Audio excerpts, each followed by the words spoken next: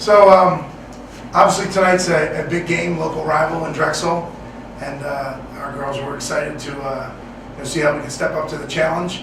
We came into this game coming off of playing Villanova, who plays a very similar system and a very similar style. So I really like the way that we defensively guarded the Drexel actions and took things away. Scoring's still a challenge for us. But what I was really pleased with is that Drexel, who plays mostly man-to-man defense all season long, had to go to zone to guard us. That means we're doing better things because people haven't had to mix it up very much against us. So getting better every day. The zone offense needs a little polish, and that'll come. But still making steps in the right direction. I feel like today we had a little less fight than we normally do, but I feel like as the game went on, we kind of pulled it out more. Going into our kind of zone defense helped us out a lot, turning them over and everything. We just got to execute our zone plays better and rebound the ball better, and I think we'll be in good shape. Questions? On the offensive end, so you had 8 players who scored, but no one with more than 7. Is the team's offense able to sustain without a dominant scorer sort of taking over the game? Well, I would love to have a dominant scorer, but I don't think one has emerged anywhere on our roster. But my style typically is a little equal opportunity. We want to take what the defense gives us. So if they're going to give us things, we want to take them. And, part of our offensive frustration still is that we're passing up some of the opportunities we get.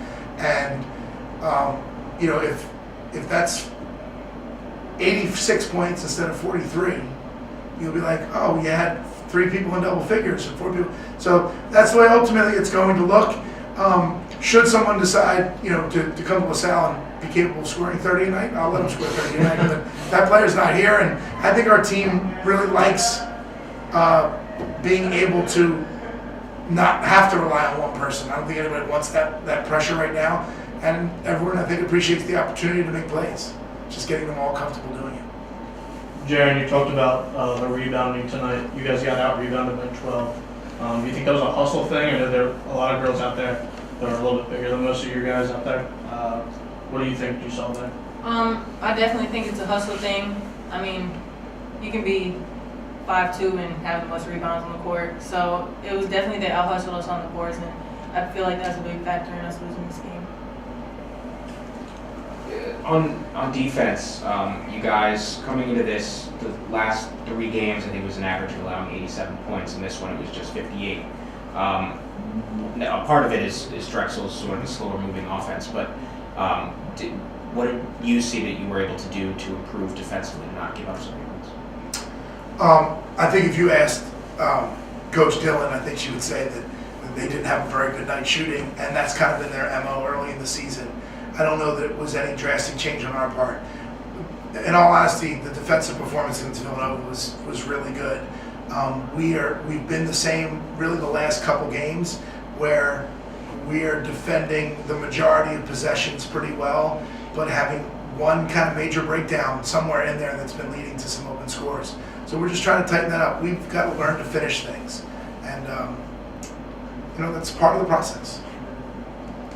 In majority of the first half, you went with a strategy of splitting the team into 2 with 5-player subs each time. Was there a reason that you led to that strategy, and what were you looking at of that? Well, that's what we've been doing. So we're trying to maximize our conditioning, which is still a work in progress, by playing in shorter shifts and using everybody. And there's a real value to fresh bodies coming in against kids who are tired and on the floor. Obviously, it might not be our best 5 players at any given time, but I think we make up for that in our ability to be more intense.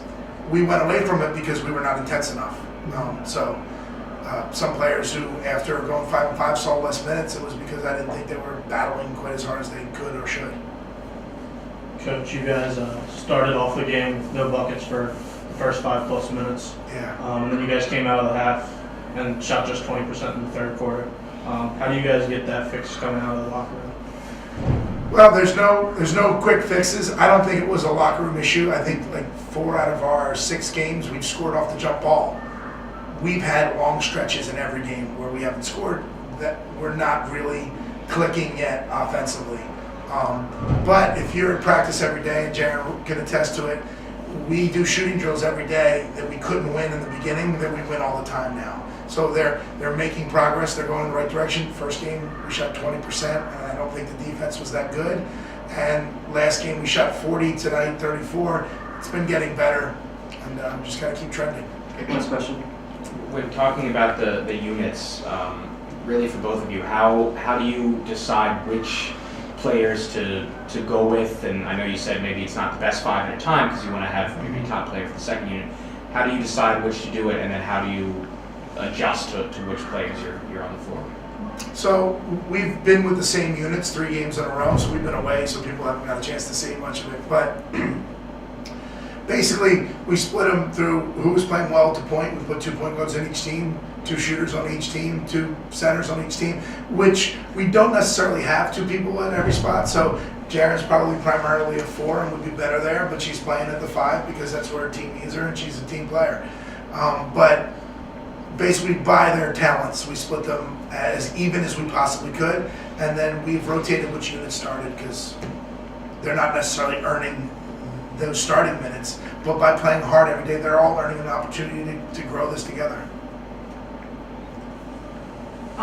Adjusting to the 5 on 5 off is not that hard because, like he said, it's easier to come off and go back on. You have fresher legs than the other team, so it's easier to be more intense. And as for if he switches up the lineup, it's not really that big of a deal either because we practice with each other every day. We know each other's tendencies and everything. And he switches up the team sometimes for practice too, so it's easier to get a feel if he does do that in the game.